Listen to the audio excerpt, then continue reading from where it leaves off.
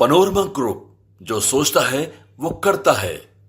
बिहार में 9 अगस्त 2022 को जब नीतीश कुमार पुरानी सरकार यानी एनडीए को छोड़कर नई सरकार महागठबंधन में आए थे तो नीतीश किसी मिशन पर निकले जो बीजेपी के खिलाफ कुछ बड़ा करने की कोशिश हो सकती थी।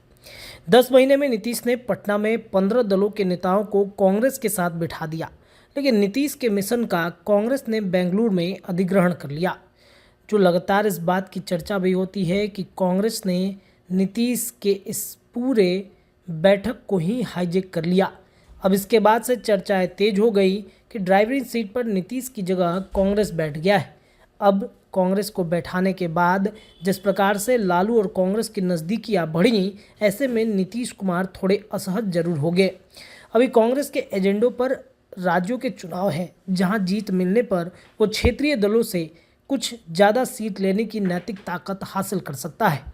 बीते दिनों नीतीश ने कहा था कि वो कांग्रेस को ही आगे बढ़ाने में लगे थे, लेकिन कांग्रेस को अभी लोकसभा चुनाव की चिंता नहीं है, इसलिए गठबंधन में कोई काम ही नहीं हो रहा। नीतीश ने इंडिया गठबंधन में अपनी बदली भूमिका को यह कहकर जताया कि जब राज्यों के चुनाव हो जाएंगे तब कांग्रेस खुद को बुलाएगी।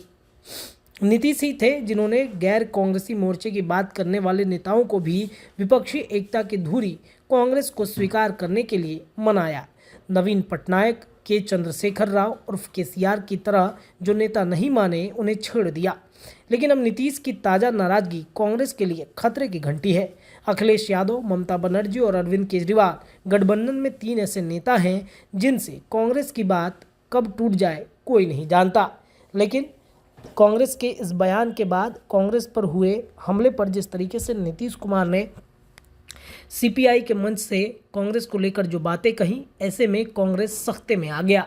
कांग्रेस की तरफ से ताबड़तोड़ नीतीश कुमार के पास फ़ोन की घंटी बजने लगी और ये कहा जाने लगा कि नीतीश और कांग्रेस के बीच सब कुछ फाइनल हो चुका है। लेकिन उससे पहले लालू प्रसाद यादव ने नीतीश कुमार से जाकर मुलाकात कर सब कुछ फाइनल कर लिया। कहा तो ये भी जा रहा है कि सीट शेयरिंग वाले फॉर्मूले पर अगली बैठक जल्द होगी और पीएम उम्मीदवारी भी तय कर ली जाएगी।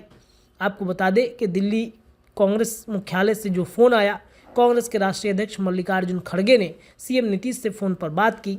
नीतीश कुमार ने सीपीआई की मंच से जो रैली में कहा था कि इंडिया गठबंधन के लिए कांग्रेस को फुर्सत नहीं है, तो जल्द ही 5 राज्यों के चुनाव खत्म होते ही इंडिया गठबंधन एक बड़ी बैठक आयोजन करेगी और इस बैठक में ये फैसला हो जाएगा कि नीतीश कुमार के लिए कांग्रेस ने क्या सोचा है या इंडिया गठबंधन में नीतीश का रोल क्या हो सकता है। इस दरमियान पीएम फेज को लेकर के भी चर्चाएं हो जाएंगी। कांग्रेस भी इंतजार कर रही है 5 राज्यों में होने वाले चुनाव के परिणाम का। अगर सभी जगहों पर कांग्रेस के मन मुताबिक सीटें आ जाती हैं तो कांग्रेस भी नई चाल चलने के लिए तैयार हो जाएगा।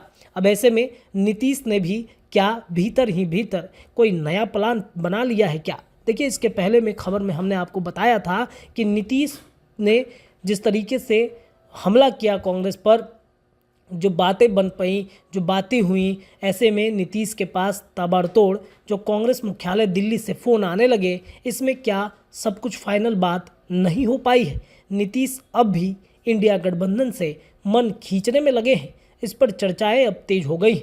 लेकिन 5 राज्यों में हो रहे चुनाव के परिणामों के बाद कांग्रेस अपना सब कुछ स्पष्ट कर देगा, इसकी चर्चा तेज हो गई है।